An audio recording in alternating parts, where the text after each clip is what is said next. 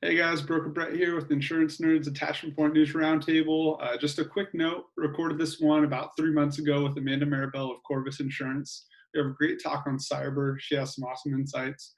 And I also want to give a big thank you to Carly Burnham for writing a great piece about everything that's going on with George Floyd and Black Lives Matter right now. Thank you for representing insurance nerds well and speaking to the good that we're trying to create together. But hope you guys enjoy this episode. Catch you later.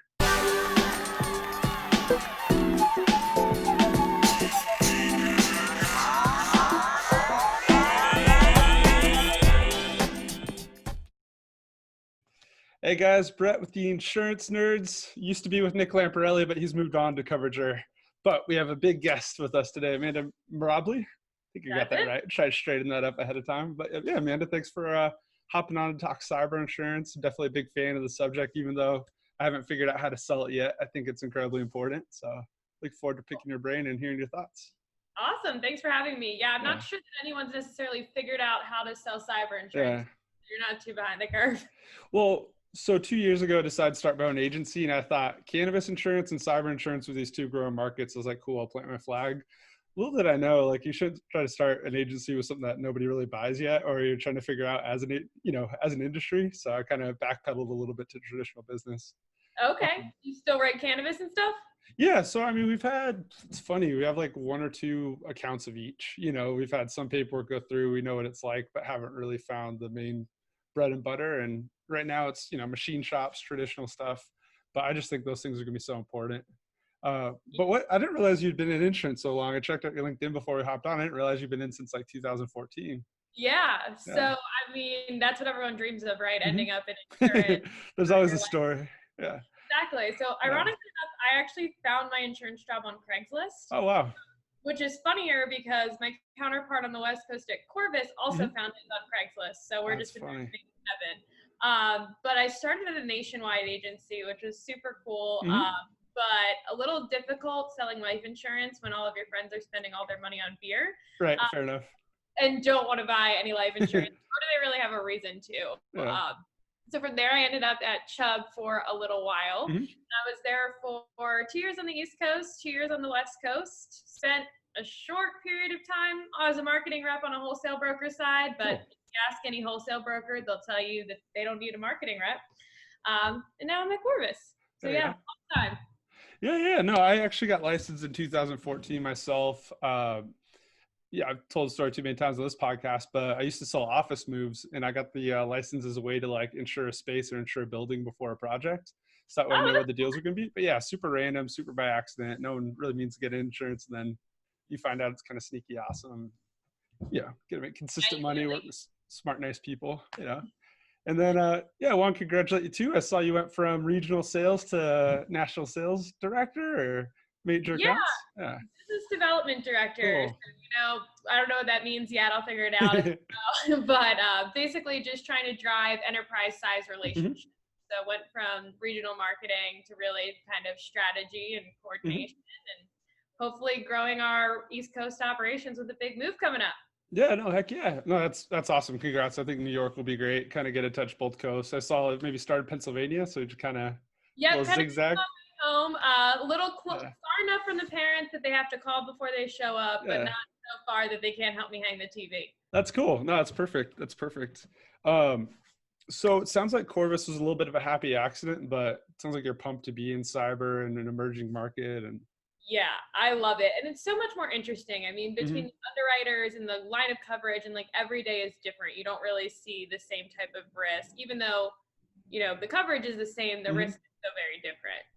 Oh yeah, I mean everything from like cities getting ransomware to like people hacking CNC machines and like starting fires. You hear about all sorts of weird edge cases and I know, and now with this coronavirus, I mean, people are literally taking advantage of the fact that the CDC is sending out recommendations and trying to fish people off of the paranoia. I mean, there's probably 100 ways every day that you could have a cyber claim. Yeah, there's some incredible like clickbait articles out there right now about coronavirus, which is a very serious thing, but people are out of hand. People any opportunity they have to take advantage. And then I'm learning the insurance game myself, helping everybody's benefits brokerage, helping with a couple startups. I saw you were at an event with the RPS guys. I thought that made so much sense for CORVUS to go through like a a GA like that is going to touch, all sorts of different companies. Yeah. Exactly. So I'd say about like 95% of how we distribute is through GAs. And it just kind of gives us a broad stroke at all the different types of business that we can look at, large retail brokers, small retail brokers, and they kind of bring the sophistication on the cyber coverage and help those smaller retail organizations be a little more savvy when it comes to selling the product. It's so nice to guys like myself who are near the boots on the ground, especially when you're getting started to get handed these weird one-offs that nobody else wants to work with. Having a GA that has a specialist that you can work through just makes a ton of sense. So, have you done any cyber through a GA yet, or tried to? No, I haven't. Yeah, I literally haven't placed a ton, just one or two policies. Working on a quote now off the bug you.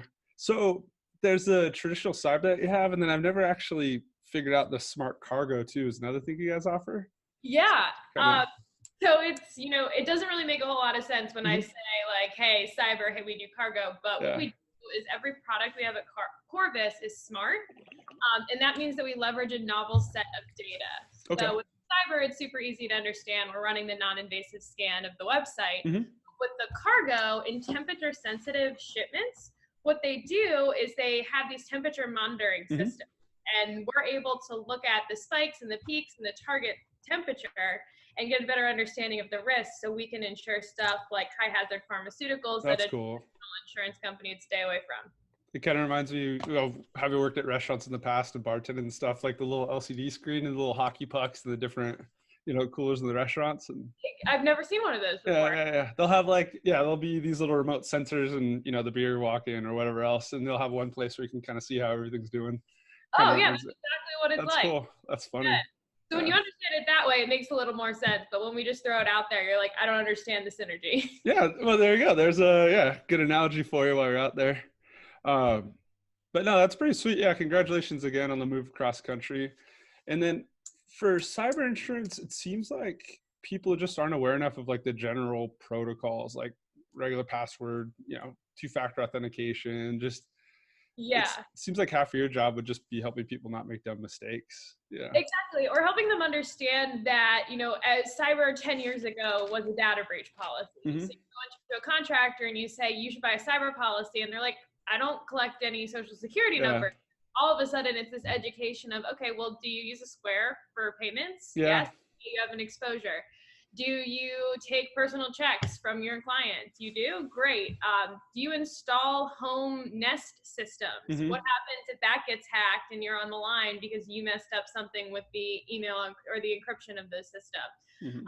So it's really, I would say probably 50% of my job, and it's the most fun part, is educating people on what the exposure looks like, because it's not this in the box, if X then Y type of claim like you would have with GL or even property sometimes. I was looking into it way more like a year ago. I feel like I'm off my cyber game a little bit. Even built a random website trying to market for it a little bit. But the long tail too was the other thing that stuck with me. So it's one thing if you have a data breach, but like these healthcare companies get hacked and then they pay for your Norton, whatever else for the next 10 years, because who knows? Yeah. Right. That's like legally required. So all of a sudden, I mean, and you're moving into a space where what happens if your biometric data is stolen? That's something facing as a carrier, saying, well, what's the value of a biometric piece of information? When you say it's a social security number, the government's established a net worth of it. But if you steal my fingerprints, I can't really get a new set. Like, that's crazy. I didn't even think about that. Yeah. No, we take it very serious. I mean, even in our little benefits office, we're deadbolting the door all the time. We're making sure everything's really decent. Yeah, I didn't even think about the biometric details. That's crazy. Yeah, exactly. And you deadbolt the door and it's like, okay, but what happens when an employee walks with a piece of information? Right. Yeah.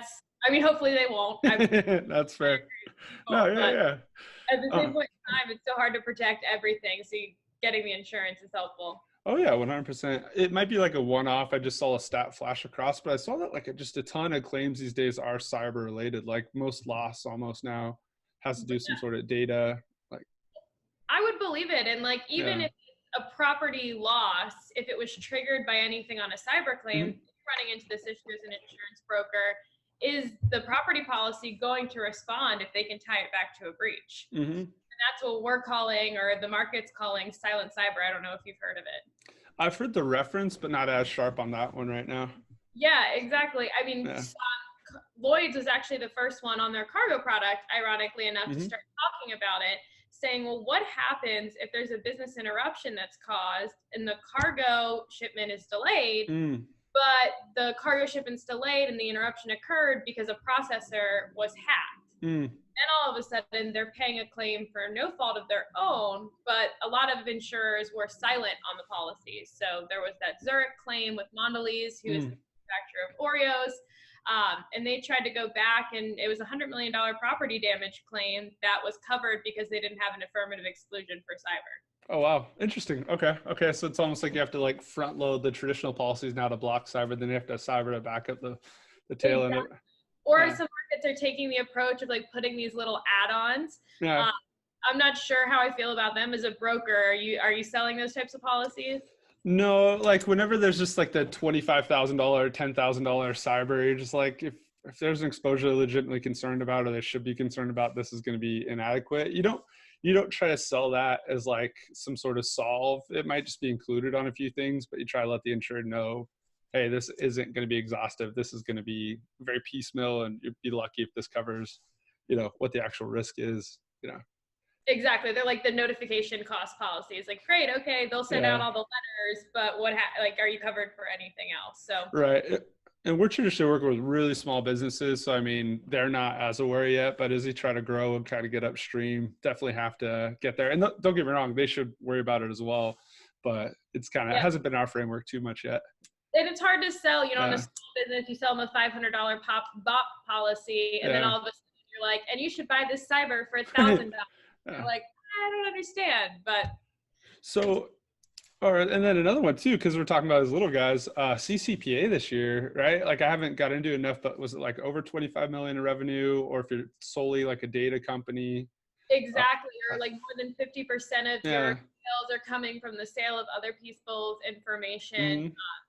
Yeah, and I think a lot of we just did a webinar on this, and it was one of our underwriters, because they're much more in the weeds on that than me, with a breach attorney. But the reality of it is, what is that going to become? I mean, our policy is responding to regulatory compliance. So if these businesses are out of compliance, then all of a sudden that becomes a cyber claim as well. So to me, we're in a catch-all policy. We are covering everything that no one else is covering. That's cool. No, it's a wild place to start right now, and it's super interesting how it's going to shake out. And kind of going to New York, it's kind of interesting. You feel like from California to New York, they're going to be tighter than most other places. So you figure it out in our markets, and then eventually just kind of shake out to the rest of the country.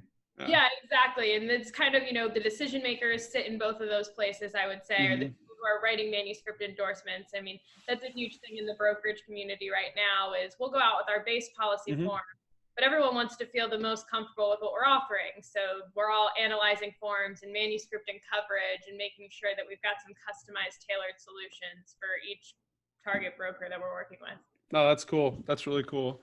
And then I'm helping a startup with a project, and we're looking at different states and different levels. And my comment was always just benchmark for the tightest, benchmark for the most difficult, because it's easier to go downstream than it is to try to like fill in gaps later. Yeah.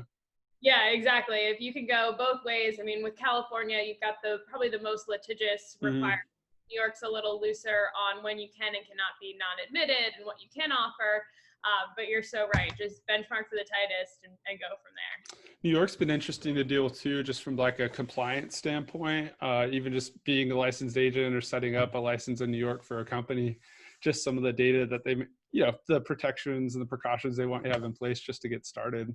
Well, they require too, and I could be wrong here, but I think they're very big on having like some kind of cybersecurity as well. You have a virtual CISO or an in-house CISO and a lot of training, where I don't know that any other states have adapted that yet. I've literally applied to every state personally, and then I have 5 left on the Which 5 commercial side. Pardon? Which 5 are you waiting on? Well, I got 5 left. Let me look. I got my little spreadsheet running. It's like the second half of the alphabet for like the less populous states, which doesn't sound good. I'm not gonna make friends as I say that. But let's see what I got left.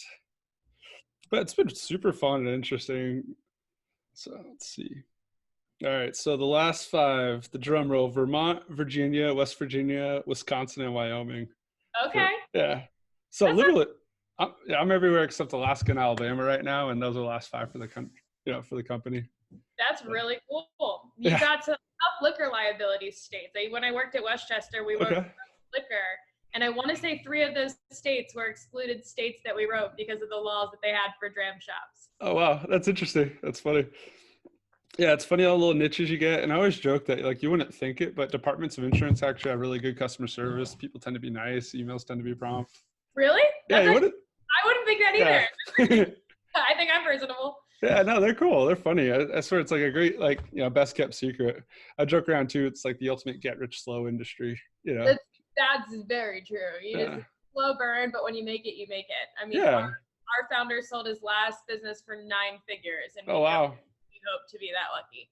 Yeah, no, you guys, I mean, I was nerding out harder on it, but you guys were right up there neck and neck with some of the first people I saw doing cyber in a clever way, where it wasn't just, like we said, a $25,000 catch-all, like add-on, but something that actually is going to cover, like the whole range of issues, a company can run into. And then like the underwriting process. I mean, AIG's been writing cyber probably since it started. You've got Beasley out there, but they're asking 22 pages worth of questions on a digital risk.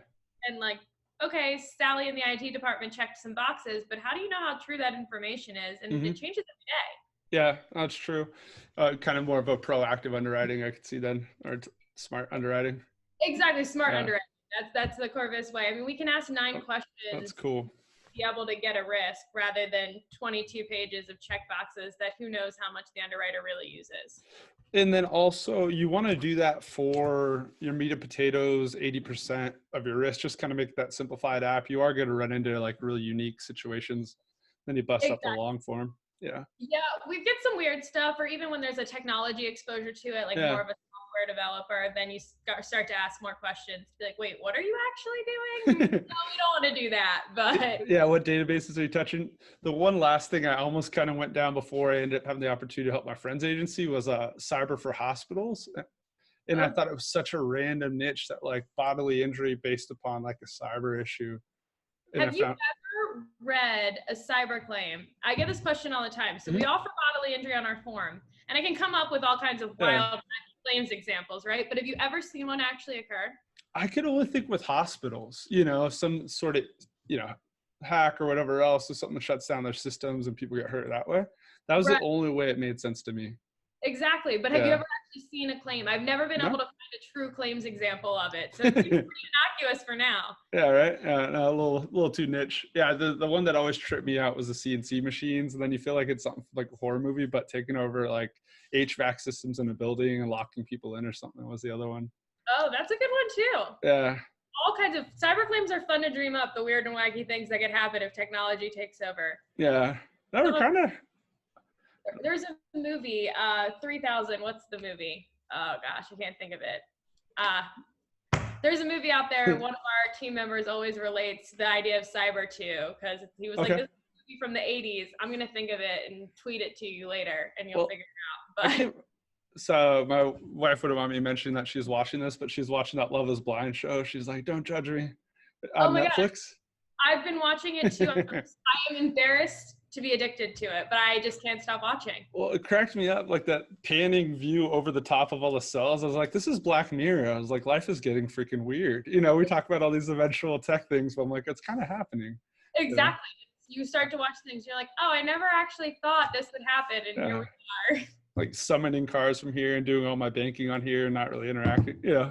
Exactly. You could literally have an entire relationship from the guy of FaceTime and not even need to see the person. No, it's true. It's crazy. And it all escalated quickly. And like the thing that trips me out is just getting started, this next sort of iteration of what's gonna, be working.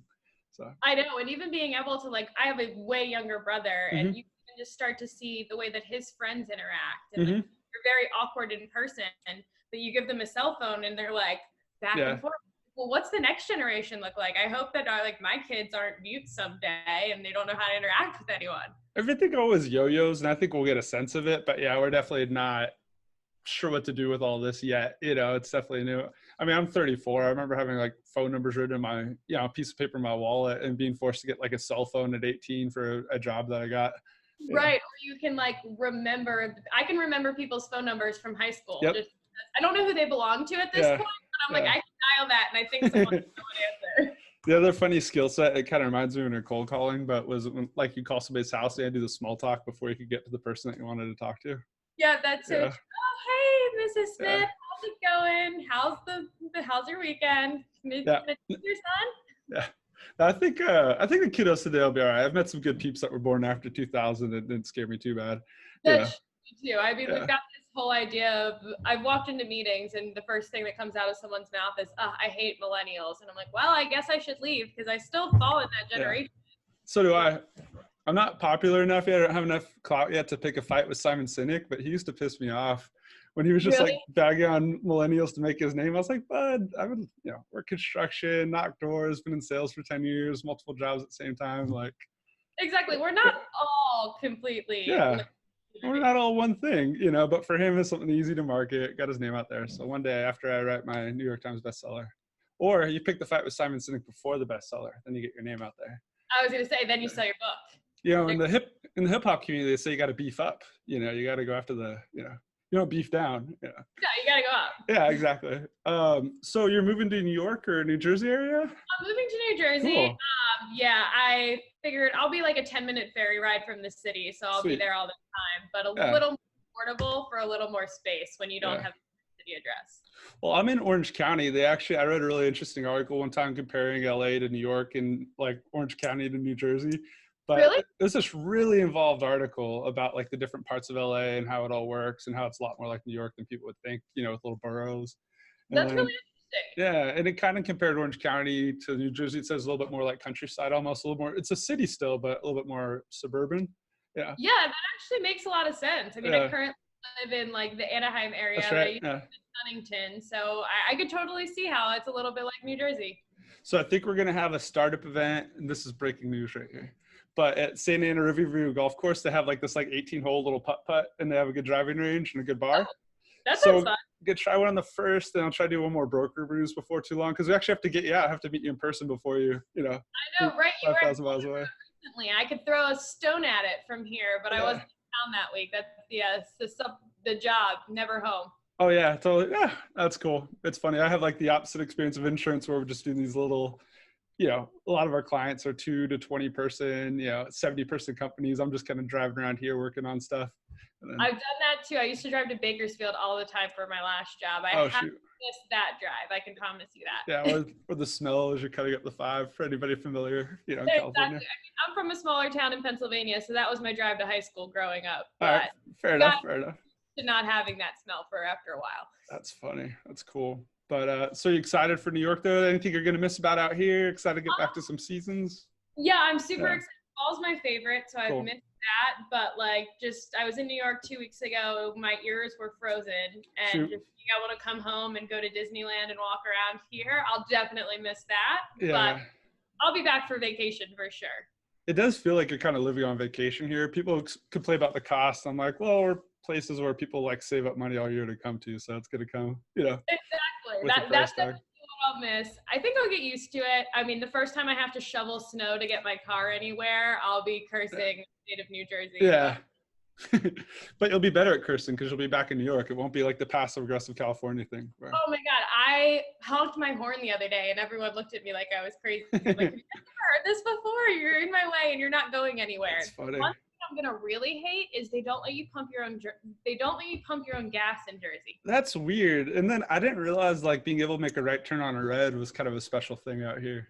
Yeah, and then in Jersey they have these things called roundabouts. Okay. Oh yeah. For important traffic patterns, but they're the stupidest traffic flow I've ever seen. Like no one knows how to appropriately use a roundabout. Yeah, I've definitely handled them in Europe. There's actually a big one in Long Beach, super randomly. Yes, and that one is always a mess. Yeah. It's scenic. It feels nice, but yeah, doing a manual transmission on the opposite side of the road in Ireland last summer with roundabouts was special. And Ireland, that is a place I'd always want to go. It was freaking awesome. We loved it. Loved the food. Loved the people. Drove around Dublin. It was great. Actually, I'll nerd out with you hard on some time off the air, but yeah, started in Dublin, drove across to Cork, drove down to, I forget what it's called, just this amazing scenic view, and then drove back to Kimmelford. I'll send you the details. It was an awesome trip though. We loved it. It sounds super fun. I went to India at the end of last year, and I just have the travel bug and just Cool. want to go everywhere. You went to Italy, you said, last year? India. Oh, India. Sweet. That's amazing. Actually, I feel like that's like traveling, like college level traveling. Going to India just feels like a different adventure. Oh, it It's was cool. completely different. But yeah, I'm ready for more of a European adventure next, I would say. All right, so I'll loop it back in as we're getting close to wrapping up. But it's crazy too with the insurance thing. I kind of love nerding out on Twitter, like making friends in the UK, seeing what people are up to in India or Asia. It's interesting how like you can be a part of this strange global conversation of people trying to figure out how to insure risk, in the modern I know, age. and I never would have thought that Yeah. insurance would take to Twitter. When CORVUS was like, "Do you want to put your Twitter on your business cards?" I was like, "Me and my 36 followers, sure." But I've actually got a lot of insurance people out there. It's actually like weirdly fun. Like I like it. I mean, I keep up, I'll nerd out with Nick and Stephen Goldstein on there all the time. Joe Hollier's a great dude. But insurance is full of like smart, nice people. I'm biased, but it's light. I mean, 160 characters, and you're like just going back and forth, and it keeps you up to date. I follow a lot of cybersecurity pages on there too, and able to kind of tie the two together. It's a lot of fun. Heck yeah. All right, that'll be our closing endorsement. If you're not on InsurTech Twitter, you got to get on there, stay up to date. Yeah, exactly. Hashtag InsurTech. There we go. But I appreciate you taking the time today. We'll have to meet in person before you take off to the other side of the country. Absolutely. But, thanks for hanging out and talking cyber. No problem. Thanks for having me, Brett. Have a great one. You too. Bye.